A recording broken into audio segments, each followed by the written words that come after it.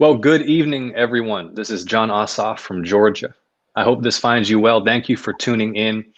This is a very special event in our series of town halls, our One Georgia Town Hall series, because I am thrilled and honored tonight to be joined by someone I count as a personal friend, as a mentor, as a hero, none other than Stacey Abrams, the former minority leader in Georgia's General Assembly, our state house, the 2018 nominee for governor here in Georgia, an entrepreneur, an activist, the founder of Fair Fight, the country's preeminent voting rights organization, which is doing extraordinary work to fight voter suppression and empower all Americans to participate in our democracy here in Georgia and across the country. Stacey Abrams, thank you so much for joining me. Thank you for having me. It has been a bit of a day. In fact, it's been a bit of a week. I think you and I have both been just marveling at the numbers coming out of Georgia. Not only the extraordinary turnout that we've seen, unfortunately evidenced by long lines, but just the volume of engagement. We know that as of yesterday, 1.7 million Georgians have gotten absentee ballots, and that is a record number. We are in this moment where your numbers are going up and up, but we can't take anything for granted. And I'm just excited because I get to spend time having a conversation with the next U.S. Senator from the state of Georgia. But more than that, someone who has proven himself to be so committed to the future of Georgia. And I'm going to take my last 30 seconds to brag about you. So for those of you who did not watch the Atlanta Press Club debate between our esteemed candidate and he who should not be named, it was no contest. I think that Jon not only acquitted himself well, being thoughtful and wise, but he actually has plans. And in a really stunning turn of events, he has answers. That was not necessarily forthcoming from his opponent, our current senator. And it speaks to what we will get in Washington, D.C. when you go to the U.S. Senate, because we need someone who isn't going to just deal in propaganda, spew information, hoping that something sticks, but someone who's actually given the time and attention to the questions and the needs of our communities. You do that exceptionally well. That's one of the reasons I've just been in your corner since I got to know you, but you put it on sharp display, and there is no question who won not only that debate, but who is going to be the next senator from the great state of Georgia. Well, thank you, Stacey. That is awfully kind of you. And, you know, I think that one of the shortcomings of Senator Perdue's hide from the people approach to public service is that he's not accustomed to getting tough questions. Yeah. I don't get the impression that he surrounds himself with people who challenge him. And when you don't hold a public town hall meeting in 6 years, he seemed a little bit shocked to be challenged and to have to answer for his conduct. So let that be a lesson in public service, that hiding from the people means you're less prepared to answer questions when it comes time to ask for their vote again. And this is a little known piece of trivia that I'm sure will amuse folks, is that Stacey Abrams is one of my historical sparring partners in debate preparation. And having faced Stacey in a mock debate, I can tell you it is a fearsome prospect. It's not something I recommend for the faint of heart. And so thank you, Stacey, for your assistance in preparing me for this week's event. And of course, we'll be debating again on Tuesday, and I cannot wait to once again ask our senator the questions he's been ducking from his own constituents for the last 6 years, and especially during this pandemic. To everyone who is just joining us, thank you again for coming. This is our very special One Georgia Town Hall, joined by none other than Stacey Abrams. Remember, folks, you can ask questions live by dropping them in the replies, the comments, Twitter, Facebook, YouTube, wherever you're tuning in. We won't be able to get to everybody, but we'll do our best to answer questions live. And in this pandemic, y'all know that I am committed to accessible and transparent and direct contact with the people of this state. And if we could, we will be taking this town hall series on the road statewide in the interest of public health. We've taken it virtual, but this is now our 30th town hall of this campaign, virtual or in person. And that is how I will represent you in office. I don't promise to always vote the way you want me to. What I do promise is that I'll come to your town and I'll come to you virtually like this. If that's what the public health situation requires, I'll answer for my votes. I'll listen to your questions, your criticism, your scrutiny. That's what you deserve in a public servant. We're going to kick things off with a question from Denise from Lithia Springs. Hello to everybody in Lithia Springs. And this is a question for you, Stacey. Okay, hit me. Denise asks, what can be done about the long wait times for early voting? Denise, thank you for the question. And I want to start by stating the obvious, which is that it is anathema to a functioning democracy that people have to wait for hours to cast a ballot. There are those who are decrying it as, oh, it's just an inconvenience, but it's not an inconvenience when you are losing an hour's wage for every hour you stand in line, especially in the midst of an economic recession.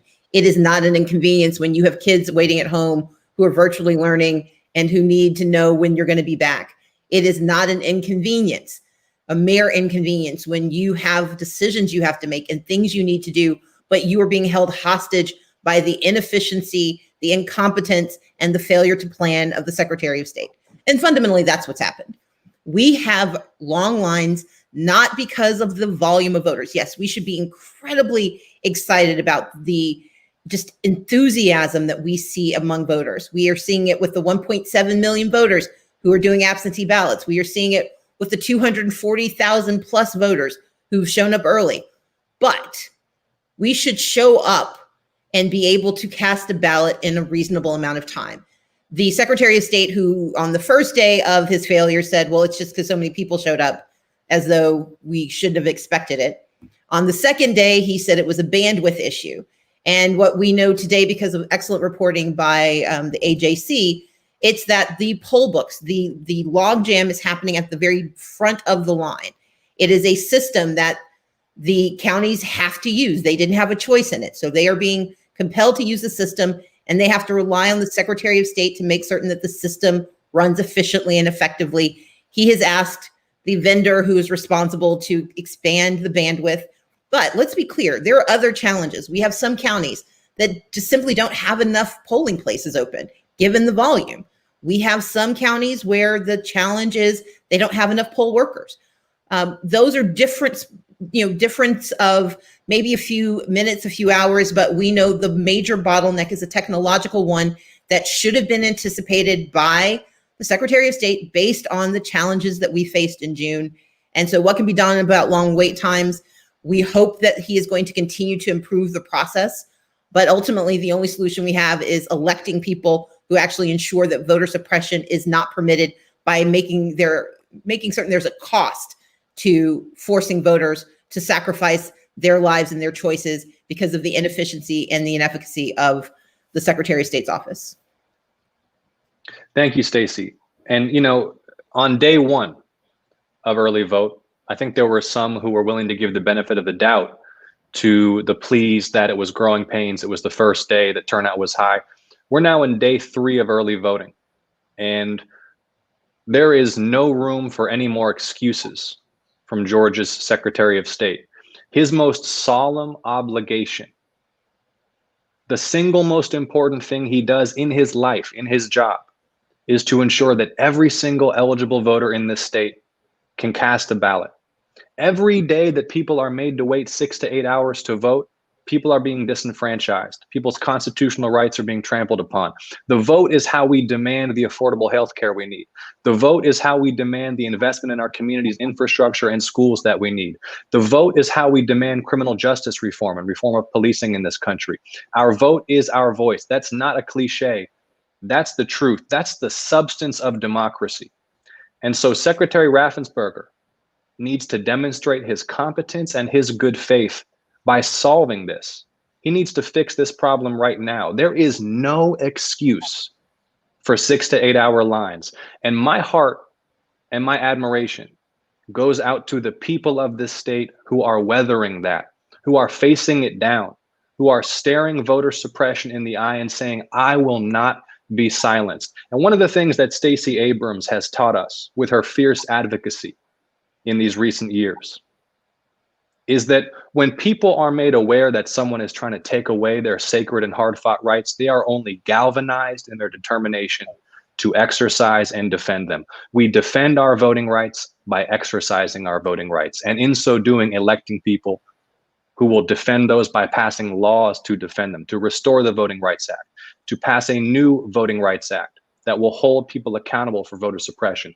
So we cannot be deterred. And people of Georgia, we must not be deterred. We are at a fork in the road for our state and our country.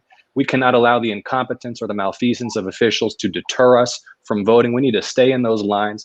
And I want to let everyone know, if you're having any issues, if you need to know where your early voting place is, just text VOTE to 51015. I'm going to ask my team to throw that up on screen from time to time. By texting VOTE to 51015, you can get all the information you need to vote. Let's continue with this extraordinary turnout, y'all. It's inspiring to see what Georgia's voters are doing. It is so exciting. You can feel history moving in this state right now, and that's thanks to the people of this state. So we're going to keep it moving now. We got a question from Willa in Canton. Hey, Willa, thank you so much for your question.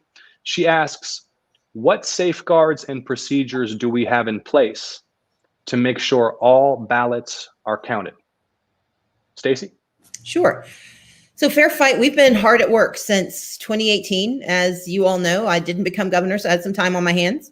Created an organization called Fair Fight Action, and we immediately sued the state of Georgia because of the broken system of democracy that we have. We have had some really important victories in this process. It starts with voter access, meaning that we were able to dilute the effectiveness of the voter suppressing exact match system. We were able to get laws on the books that make it a lot harder to hold voters hostage and keep them from getting on the rolls. We were also able to make some progress on voter purging. Not enough, of course, because the Secretary of State still, maintained the decade-long process started by his predecessor of taking people off the rolls simply for not having voted in enough elections recently. But one of the biggest challenges we faced in the state of Georgia in 2018 was the issue of absentee ballots being thrown out for having mistakes. And we were able to secure a consent decree, and this was done through a consortium of organizations. There was a consent decree that was issued with the state of Georgia that requires now that every county has to notify you if you have an absentee ballot that cannot be counted. They don't just get to throw it out. They have to let you know, and they have to give you time to fix it, which is called the cure process. This is huge because Georgia did not have clear rules about this in the 2018 election. And that's one of the reasons we saw so many absentee ballots thrown out, especially from people of color and young people. But one of the other real important pieces is that with so many people doing vote by mail, because we also have an auditable trail, this is a good thing for us. I know there's still concerns about ballot marking devices. We have what we have. I voted absentee. I voted ballot marking device. The important thing is we do have the ability to audit those absentee ballots. But I think the most important piece is that we have so much attention on our state. Jon can tell you this as an investigative reporter. He knows that sunshine is the best disinfectant. And the process that we have in Georgia, where we now know that we have poll watchers, we have poll workers who've been better trained. We're still fighting for more training, but we've got so many pieces that weren't in place in 2018. Things aren't fixed, but they are better than they were. And because of that, we will continue to fight to make certain that every ballot can get cast and every ballot can get counted. Thank you so much, Stacey. We got a specific question that just came in from Lily in Hull. And Lily says she faxed her application to receive an absentee ballot about a month ago. She hasn't received it yet. She wants to vote early in person to make sure that her vote's counted. That's how she wants to vote. And she wants to know if it's okay now to change her mind. She's applied for her absentee ballot. She wants to go vote early in person, and how she should go about doing that. So I'll give you 2 bits of information. So one, I encourage you to go to iwillvote.com, and it will give you really good information about how absentee ballots work in Georgia. But here's the shorthand. If you have not received your ballot, you can go to, when you get to the poll worker, they're going to pull up the fact that you asked for one. Let them know that you have not returned it, that you want to cancel it, and they're going to make you sign an affidavit saying you have not voted absentee. Now, the challenge is in Georgia, there's been some confusion about who can actually cancel your ballot, but you have the absolute right to have your ballot canceled. But you have to be really clear, because a lot of times they're asking you to bring your ballot with you. If you haven't received it, you couldn't possibly bring it with you. So just be very clear about the fact that you haven't received it, and demand that they let you sign that affidavit so you can go ahead and vote early in person. You have the absolute right to do it. And if you have your ballot, just bring it with you. They will cancel your ballot while you stand there, and they'll let you vote early in person. And Lily, Alicia and I had this exact issue during the primary. We applied for our ballots about a month before the election. I was on the ballot. I never got my ballot. So we went to vote early, and we signed the paperwork, which affirmed that we hadn't gotten them. We wanted to cancel our absentee ballots. We voted early in person. So what I will also make sure that we do, Lily, is that we reach out to you directly. My campaign team will, and make sure you have all the information you need. And I also want to encourage everyone, if you have any questions, need resources, go to my campaign's website. I'm going to ask my team to throw this URL up on screen. It's electjon.com/vote. You'll be able to get all the basics about how to participate, check your registration status, find your polling place, and also we will connect you with the voter protection hotline and other resources. That voter protection hotline, which I'm also going to ask my team to find and put up on screen in the next few minutes, that should be your first port of call. If you have questions or concerns, if you don't like what you've heard from someone at a polling place in terms of whether you can cast your ballot, if you have questions about receiving your absentee ballot, that voter protection hotline, there it is, 1-888-730-5816. And look, between every question, I want to remind everybody of this, and this is what Stacey said at the very beginning. We cannot be deterred by the difficulties. And what we're seeing right now is incredibly inspiring. Yes, voters in Georgia are facing voter suppression, but voters in Georgia are standing up, standing in line, defending their voting rights, dedicated to participating in this democracy, whatever obstacles are put in their path, because they know, we know, that so much is on the line. Our healthcare is on the line. Our civil rights are on the line. Our democracy itself is on the line, and the people are wide awake to the necessity of participating. And that's why I know that we can overcome whatever obstacles are put in our way by getting out and voting. Text VOTE to 51015. If you have any questions, we'll send you information so you can find your polling place, all the resources you need. We got a question now from Sal in Swanee. Hey, Sal. Sal asks, how can we unite all Georgians? Leader Abrams. Sure. So before I answer your question, Sal, I'm going to say something, because I know you're getting lots of incredible information and incredible resources. And one of the benefits of having amazing candidates like Jon is that we, unlike in years past where you had to find a way to get the information you needed, now there's a lot of good ways to get it. So please don't get confused if you see information from one group or another group. It's all good information, and everyone is working hard to make sure you have the best information. So use the URLs, use the numbers, use the texting that Jon gives you, because it works. You might hear me say things on different venues, but all of it goes to the same place, which is good information to make sure that voters have the ability to cast their ballots and get those ballots counted. Now, how do we unite all Georgians? One of the reasons I so respect Jon, and I know this sounds like this little love fest between us, but I mean it sincerely. I've been in politics in Georgia for more than 20 years now. I was elected in 2006, but before that I worked for the city of Atlanta. But my first campaign in Georgia was in 1992, my first year being able to vote. And I will tell you that over the last 20, 30 years, there has always been a division in Georgia, either along racial lines, geographic lines, economic lines. But what has constantly and consistently united Georgians is the promise that we can all have a better future. When people believe that progress is possible, they're often willing to put aside their divisions because they want that common good. We see that in the fact that more than 70% of Georgians want Medicaid expansion, even if they have health care, because they know that if 500,000 more Georgians have access to health care, then everyone's lives improve. And what I respect so much about Jon is that he has been doing the same work in this campaign. making certain that he's not talking about issues of division. He's talking about issues of opportunity, issues and moments of progress. We don't have to all believe the same thing to want the same thing. And that's something I learned when I was in the legislature.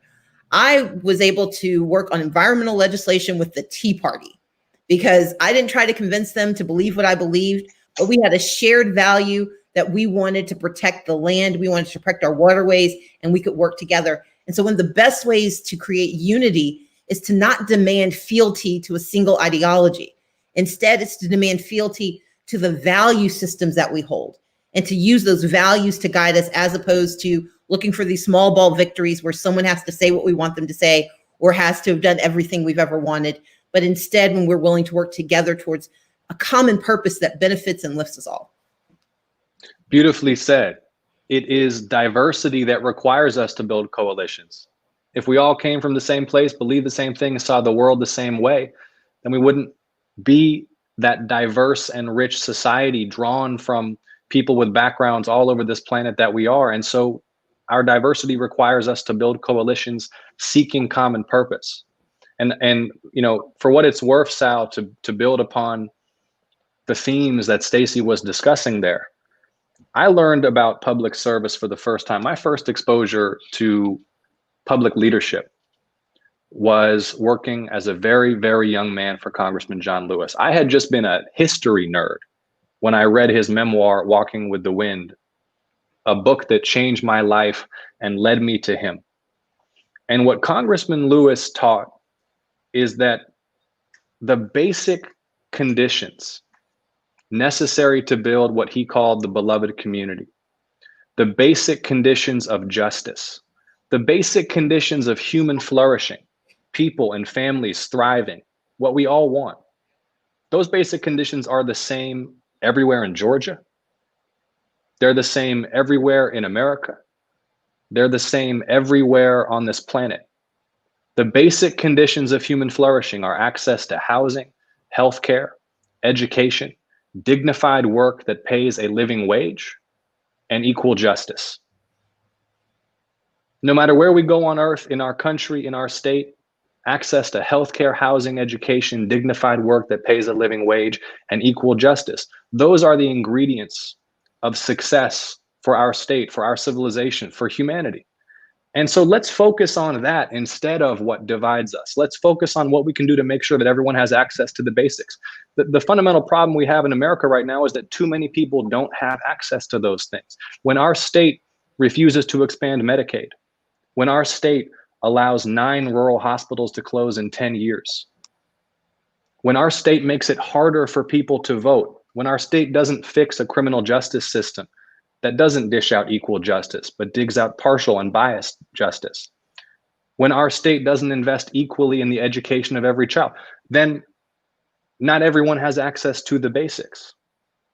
And whether Black or white or Asian or Latino, whether in the highlands of North Georgia or along the coast or here in Metro Atlanta, we all need those same things. And we can come together by focusing on them, by focusing on making sure every Georgia family has access to affordable health care, by uniting people behind an infrastructure program that will not only get us back to work and deliver rural broadband and build new health clinics and help us jumpstart this economy, but also make investments in clean energy and sustainability so that we can grow our economy in harmony with our habitat, which is in the vital interests of our health and our long-term prosperity.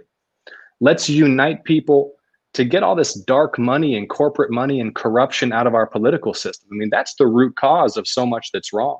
That's why someone like David Perdue is still trying to take away access to health insurance for those with pre-existing conditions in a pandemic, because he works for the insurance companies who have bought his allegiance. I think that we can find common ground to move this state forward. And I look forward to working with brilliant leaders like Stacey Abrams to get it done on behalf of everybody in this state, wherever they are. I want to remind everyone again that if you have a question, drop it in the replies, the comments, the chat. We'll do our best to get to it. We have a question now from Eileen in Kennesaw. And Eileen says, John, my major issue is COVID-19. And what is your plan to get some control over this pandemic? And Eileen, the answer is more straightforward than it might seem. I know it's been confusing. Our government has failed us. Our government has misled us. Above all, our government has politicized the response and failed to empower public health experts and medical experts to lead in a public health emergency. My wife, Alicia, as y'all know, is a OBGYN doctor here in Metro Atlanta. And she and her colleagues have been keeping expecting and delivering mothers and newborn babies healthy during this crisis. And she's held the hands of mothers who are delivering babies without family around them because the mother is infected with COVID-19 and quarantined during delivery. The healthcare workers, the medical professionals have done their jobs. It's the politicians who haven't. And what politicians need to do is recognize the limits of their own wisdom, put their self-interest aside, and empower medical experts to lead the public health response so we can control this virus. Stacey, you want to chime in on this pandemic, where we stand, what you see as our next steps? Well, I think one of the reasons it's going to be so important to have you in Washington is that it's not only about how we survive COVID-19, but how we prepare for COVID-21 or COVID-22, because my youngest sister is out of the epidemiology space, and she will tell you that these diseases are not going to be as rare as they have been. And so part of what we need is a global health security system, something that would have worked had it not been dismantled by the Trump administration and suborned by men like David Perdue, who allowed us to leave behind all of the prophylactics and the capacity for response that we had so that we could have been in conversation with China. And if not with China, then maybe being a deeper part of the WHO so we weren't kept out of the decision making. We need to be at the table again. And that only happens when we have leaders who are respected, but more importantly, when we have leaders that respect science. And I think that's what Jon brings to the table, because Alicia won't let him leave it behind. It's what we know he understands because of his international work. We need leaders who represent Georgia and DC who understand the interconnectedness of our nations and the interconnectedness of our communities. And so I think it's about how we survive and recover from COVID-19, but it's how we also prepare for the next emergency, the next pandemic, the next crisis. And that requires a leadership that's willing to ask questions, a leadership that's willing to learn, and a leadership that's willing to correct when we've gotten things wrong. And that will level with us about threats to our health. I mean, to have our president, our senator lying to us, misleading us, telling us it was no worse than the ordinary flu, telling us the risk to our health was low, mixed messages on how to protect ourselves and our families. And the other part of the answer to your question, Eileen, is we need a government that communicates clearly what we can do to protect ourselves, our families, our businesses, our communities. So let's keep it moving. I appreciate everyone who is weighing in. We got a question from Allison in Valdosta. Hey, Allison. And this is a question for you, Stacey. Allison asks, what advice would you give someone who wants to get involved in local politics but doesn't know where to start? So I was on a call recently with two young men with the Earth Gang, and one of them said something that just made me smile. He said, the further you get down the ballot, the closer you get to home. And what he was talking about is the fact that we so often focus on the top of the ticket, as we should, but we forget that that most of the issues that change and affect our lives happen at the bottom of the ballot, happens with local elected officials. So the first thing I would say is, I want you to think about your biggest point of pain. What is the issue that unsettles you, that angers you, that energizes you? That's the place where you want to put your energy. And most of the concerns we have in our communities and our families, there is some local elected official who's supposed to be thinking about it with you. And the role of being an elected official, whether you are running for the US Senate or running for the soil and district conservation member in your county, every one of those jobs has a responsibility. And so often we give people a pass on meeting their responsibilities. I started out as the deputy city attorney, which is a job that most people have never heard of. It's an appointed job. I was one of 4 deputies, so I got appointed to my job. But my responsibility was helping make sure that water bills got done right.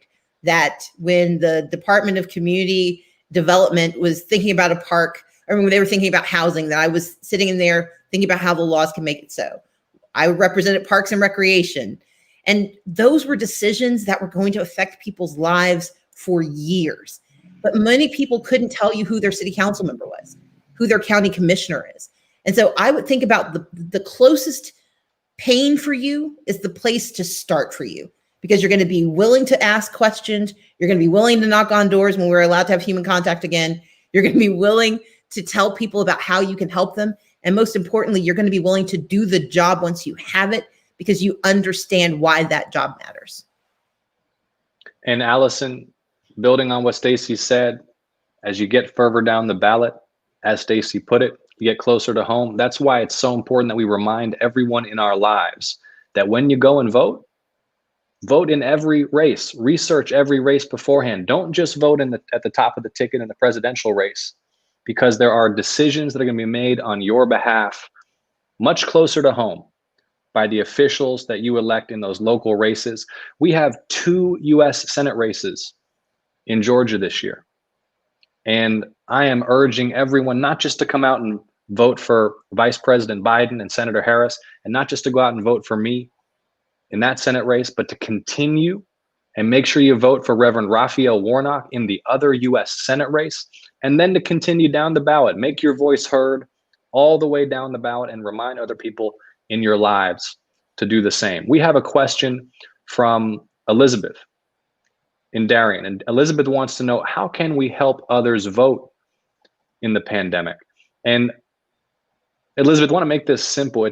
I'm just grateful that you asked the question, and the outpouring of volunteer interest and support that we're seeing right now is just extraordinary. It's historic.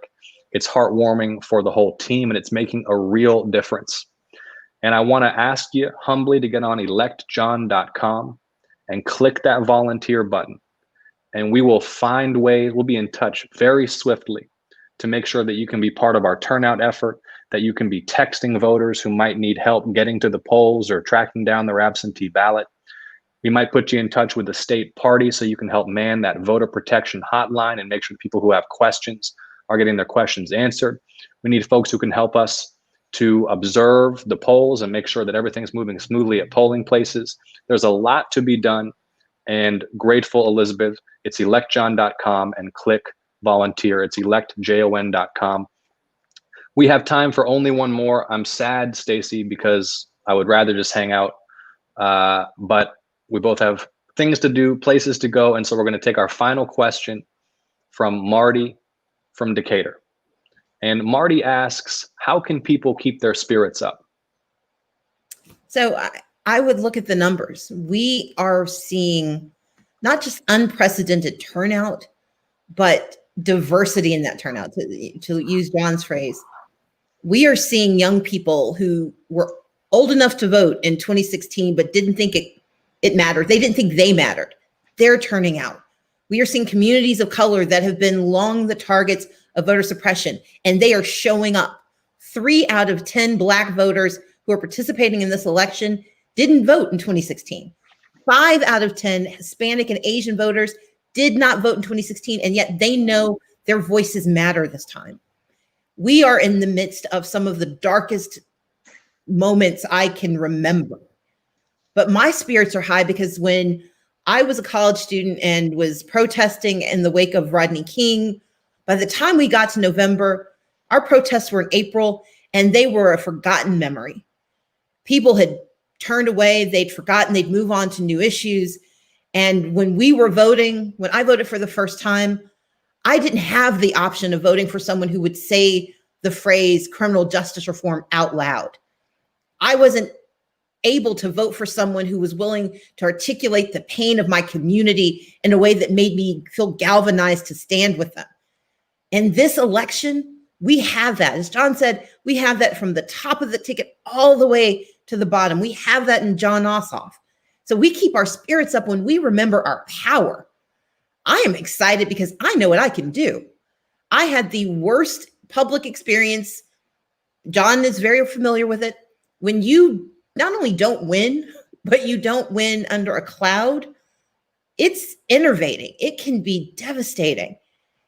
And I am so excited about this election, not because I have a chance to win the title I sought before, but because I have an opportunity to send good people to do good work for our country, for our state, for our communities. And so my spirits are high, and yours should be too, because we're going to win this thing. We're going to win it not because of polls, not because of demographics. We're going to win it because we deserve it, because we're willing to work for it, and because we're refusing to give in to those who would suppress us, those who would block us, those who would deny us, because we will not be denied. We will be determined, and we will win. Amen, Stacey and Marti. There is every reason for hope and optimism right now. And as Stacey said, yes, these are difficult times. These are some of the most difficult times in American history. We've lost nearly 250,000 Americans to this virus in the last 7 months. We are so divided. We have a government that right now we cannot trust, and a president who has lost our respect. But the people are rising to the occasion. Just look at this turnout. It's totally unprecedented. It's truly, truly something to behold. And it's because ordinary people recognize the stakes. It's because all of us feel that, yes, we may feel anxious. We may feel angst about the state of the world. But we're at a turning point for our country.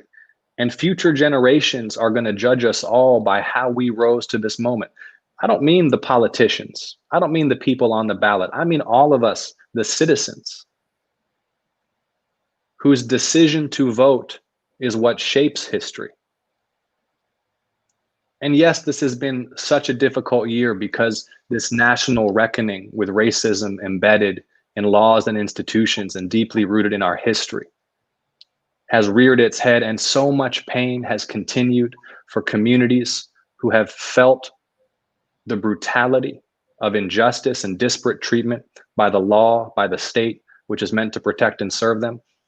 And out of that has emerged this unprecedented, multiracial, multi-generational coalition, peacefully demanding reform of our criminal justice system, peacefully demanding reform of policing in this country, to put an end to brutality and profiling and inequity once and for all by passing a new Civil Rights Act, by reforming our prisons, by reforming the justice system so that the 14th Amendment guarantee of equal protection under the law is made real for everyone in this country.